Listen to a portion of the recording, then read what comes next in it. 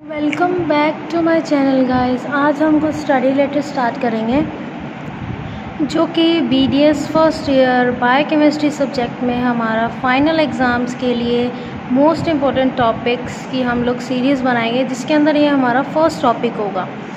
हम स्टार्ट करते हैं हमारा फर्स्ट टॉपिक। यूरिया साइकिल हम लोग पढ़ेंगे, ठीक है, उससे रिलेटेड कंसेप्ट्स करेंगे। इस वीडियो में हम लोग कवर करेंगे यूरिया साइकिल के स्टेप्स, उसके एनर्जेटिक्स, सोर्स क्या है यूरिया एटम्स का, इंटीग्रेशन विद DCA साइकिल, उसका clinical importance, elevated blood urea, metabolic disorders, non protein nitrogen and some enzyme locations. Guys चलो स्टार्ट करते हैं। हमारा यूरिया साइकिल का अनदर नेम है क्रैब्स हैंसलेट साइकिल, ठीक है। तो क्रैब हैंसलेट साइकिल हमारा हो गया। ये हम लोग एक मतलब कि अट्रैक्टिव पॉइंट में लिख सकते हैं कि इसका अनदर नेम ये है। हम लोग प्रोसीड करते हैं आगे। ये आ गया हमारा यूरिया साइकिल, जो कि आपको इस टेबलेटेड फॉर्म में, साइकिल फॉर्म में एकदम इजीली याद हो जाएगा, ठीक है। तो हमारा फर्स्ट स्टेप है कार्बोमोइल फॉस्फेट का सिंथेसिस। इसका सिंथेसिस कैसे होता है। उसके बाद है formation of citrulline. Then third point है फॉर्मेशन ऑफ आर्जिनोसक्सिनेट। अब आर्जिनोसक्सिनेट बन गया, उसके बाद है उसका क्लीवेज कैसे करना है। Then last step is formation of urea. ये साइकिल क्लॉकवाइज चलेगा। इसके 5 स्टेप्स हैं। अब 5 स्टेप्स में हमें लिखना क्या है पॉइंट्स में। आप ये देखिए, हम लोग इनमें लिखेंगे। हम लोग फर्स्ट पॉइंट से स्टार्ट करते हैं। हमारा जो फर्स्ट स्टेप है उसमें NH4 प्लस कार्बन डाइऑक्साइड और उसके साथ 2 ATP, ठीक है, ये मिल के क्या बनाएंगे, कार्बोमोइल फॉस्फेट। देन हमारा आ जाएगा सेकेंड स्टेप में हम लोग क्या करेंगे, ऑर्निथिन प्लस कार्बोमोइल फॉस्फेट, जो कि हमारा फर्स्ट स्टेप का प्रोडक्ट था, उसके साथ हम लोग ऑर्निथिन प्लस करके क्या बनाएंगे, सिट्रुलिन। अब जो हमारा सेकंड स्टेप का प्रोडक्ट है सिट्रुलिन, उसके साथ हम मिलाएंगे आस्पार्टेट प्लस ATP, तो हमारे पास क्या प्रोडक्ट मिलेगा, आर्जिनोसक्सिनेट। देन अगर हम नेक्स्ट स्टेप पे प्रोसीड करेंगे तो हमारा जो फॉर्मेशन ऑफ आर्जिनोसक्सिनेट वाला स्टेप था, उसके प्रोडक्ट को अगर हम लोग तोड़ेंगे, क्योंकि हमारा फोर्थ स्टेप क्या है, क्लीवेज ऑफ आर्जिनोसक्सिनेट, तो उसमें हमें क्या क्या मिलेगा, आर्जिनिन फ्यूमेरेट। देन जो हमारा क्लीवेज का फर्स्ट प्रोडक्ट है आर्जिनिन, उसको तोड़ेंगे तो हमें क्या मिलेगा, यूरिया और ऑर्निथिन, जो कि हमें चाहिए था, बिकॉज हमारा नाम क्या है साइकिल का, यूरिया साइकिल, तो हमें प्रोडक्ट क्या चाहिए था, मेन यूरिया। गाइज अगर आपको ये PDF चाहिए, आपको ये चार्ट्स चाहिए, तो मैं आपको एक डिस्क्रिप्शन में एक लिंक प्रोवाइड कर दूँगी, आप वहाँ से इसे ईजिली डाउनलोड कर सकते हैं। तो हम लोग आगे प्रोसीड करते हैं कि हमारे यूरिया साइकिल का एनर्जेटिक्स क्या क्या है। एनर्जेटिक्स में अगर हम लोग देखें कि हमारे पास ATP कंजप्शन, पहले तो कार्बोमोइल फॉस्फेट सिंथेसिस में कितनी होती है, 2 होती है, ठीक है। आर्जिनोसक्सिनेट जब हम लोग बनाते हैं उसमें कितना होता है, उसमें 2 ATP, जिसको हम लोग AMP प्लस पायरोफॉस्फेट इनऑर्गेनिक भी लिख सकते हैं। तो हमारे पास टोटल कितना कंज्यूम हुआ ATP, तो हम लोग क्या लिखेंगे, 4 ATP हमारा टोटल कंज्यूम हुआ एक यूरिया मॉलिक्यूल के लिए। तो अगर हमें क्वेश्चन कोई आस्क करे कि 2 यूरिया मॉलिक्यूल के लिए कितना ATP कंज्यूम होगा, तो आप लोग जस्ट 2 × 4 कर सकते हो, तो हमारा आंसर आ जाएगा 8 ATP। It's so simple guys. Then we proceed ahead. Then हमारा आ जाएगा सोर्स ऑफ यूरिया एटम। तो हमारा सोर्स ऑफ यूरिया एटम्स क्या है, कहाँ से हमें यूरिया एटम्स मिलते हैं। तो इसमें हम लोग करेंगे कि कैरेक्टरिस्टिक्स क्या क्या हैं। सबसे पहले तो अमोनिया, आस्पार्टेट और कार्बन डाइऑक्साइड, इन तीनों से हमें यूरिया के लिए नाइट्रोजन सोर्स मिलता है। इट मीन्स कि अगर हमारे पास अमोनिया है, आस्पार्टेट है, कार्बन डाइऑक्साइड है, तो हमारे पास नाइट्रोजन सोर्स आराम से तीनों से मिल सकता है, बट कार्बन सोर्स जो है सिर्फ कार्बन डाइऑक्साइड से मिलेगा, बिकॉज ना तो अमोनिया में कार्बन होता है ना आस्पार्टेट में कार्बन होता है। तो हम लोग ये कि हम लोग फाइनल एग्ज़ाम्स में जस्ट लाइक लाइंस में थ्योरी लिखने से अच्छा हम लोग इस चार्ट वर्जन में इसे लिख सकते हैं। देखिए tabular form, this is so much attractive and easily to remember. So हम लोग आगे प्रोसीड करते हैं। हमारा नेक्स्ट स्टेप है कि हमने इंटीग्रेशन देखना था TCA साइकिल के साथ कैसे होता है ना। तो हम लोग इसका इंटीग्रेशन अब पढ़ेंगे। इसको हम लोग बाईसाइक्लिक लिंक भी बोलते हैं, क्योंकि दो साइकिल्स ऑटोमेटिकली इसमें अपने आप शो हो जाती हैं, इसलिए हम इसको बाईसाइक्लिक लिंक भी बोलते हैं। इंटीग्रेशन विद TCA साइकिल में हम लोग क्या देखते हैं कि हमारा जो फ्यूमारेट है, कार्बन डाइऑक्साइड है और ATP है, इनका रोल क्या क्या है।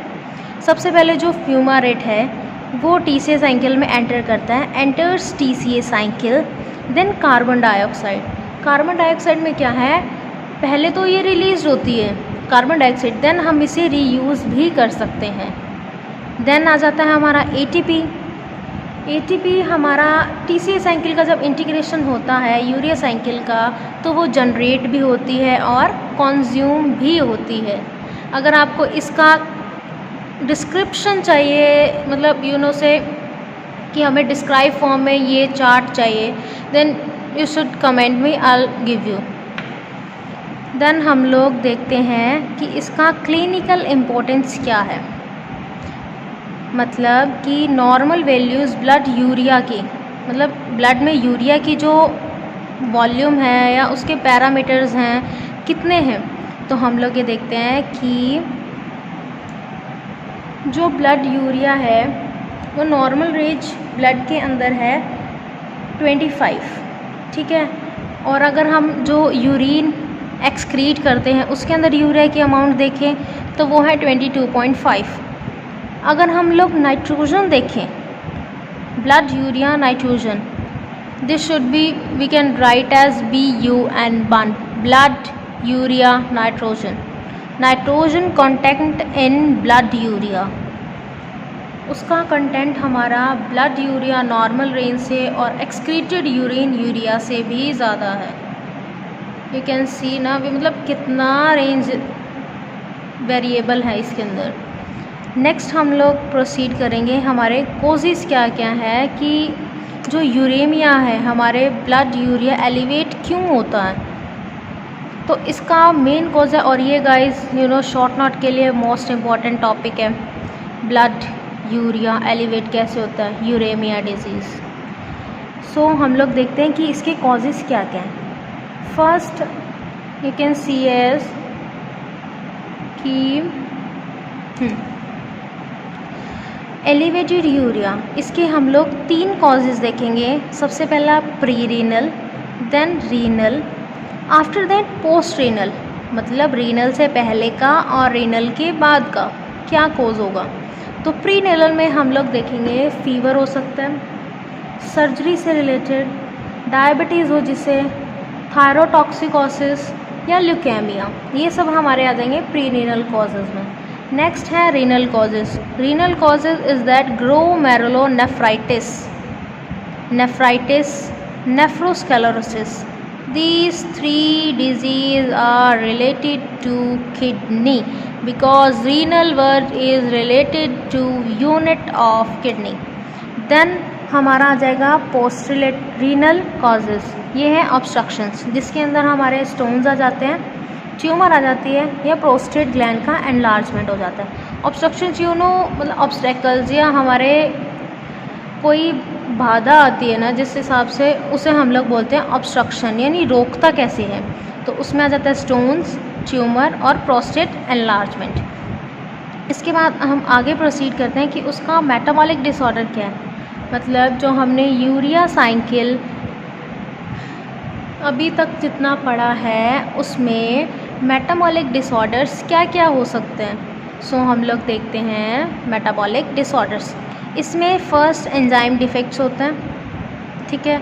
उससे हम लोग 5 एंजाइम्स कुछ ऐसे होते हैं जिनसे हाइपर एनोमिया हो सकता है, ठीक है। उनके अगर हाइपर एनोमिया हो जाए, मतलब एंजाइम अगर हमारे में कम हो जाए या डेफिशिएंट हो जाए, या हमें किसी भी अगर हम लोग डाइट प्रॉपर ना लें, उससे अगर हमें हो जाए तो उससे हमें हाइपर एनोमिया हो जाता है।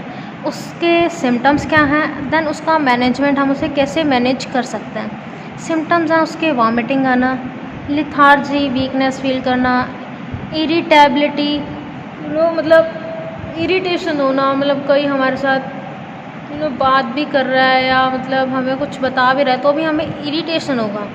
देन मेंटल रिटार्डेशन, मेंटली हम लोग स्ट्रॉन्ग नहीं होंगे।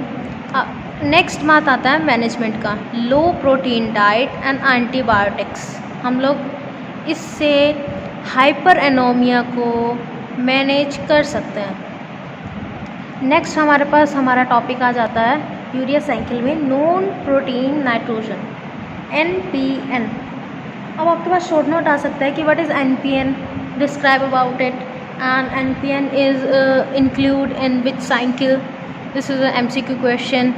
Next we can proceed are NPN protein components. अब इसके अंदर क्या है कि जो NPN है, नॉन प्रोटीन नाइट्रोजन, इसके अंदर कौन कौन से सब्सटेंस हैं।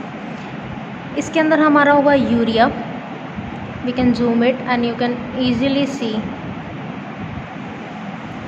Urea, keratin, uric acid, peptide, amino acids, ये सब हमारे नॉन प्रोटीन नाइट्रोजन कंपोनेंट्स हैं। ठीक है, अगर हमारे पास नॉर्मल NPN है तो हमारे पास उसके अंदर कोई कंपोनेंट्स नहीं होंगे। अगर हमारे पास ब्लड यूरिया नाइट्रोजन है तो भी हमारे पास ऐसे कोई कंपोनेंट्स नहीं पाए जाएंगे।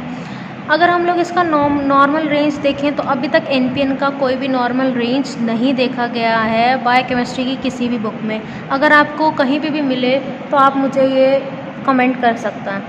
देन अगर हम नॉर्मल NPN की बात करें तो 20 से 40 मिलीग्राम पर डेसीलीटर होता है। ठीक है, अगर हम ब्लड यूरिया नाइट्रोजन की बात करें तो ये भी अभी तक नॉर्मल रेंज नहीं पता लगा है। देन अगर हम इसका फॉर्मूला देखें तो नॉर्मल प्रोटीन नाइट्रोजन को अगर हमें फाइंड करना हो ना तो हम लोग क्या कर सकते हैं, हमारे ब्लड यूरिया नाइट्रोजन कितना है उसका वैल्यू, उसको हम लोग 2 से इंटू करेंगे तो हमारे पास नॉर्म प्रोटीन नाइट्रोजन आ जाएगा। नॉर्मल NPN के लिए हमारे पास कोई फॉर्मूला नहीं है। देन हमारे पास आता है blood urea nitrogen. Blood urea nitrogen को हम लोग कैसे फाइंड करेंगे जिससे कि हम लोग नॉन प्रोटीन नाइट्रोजन भी फाइंड कर सकते हैं।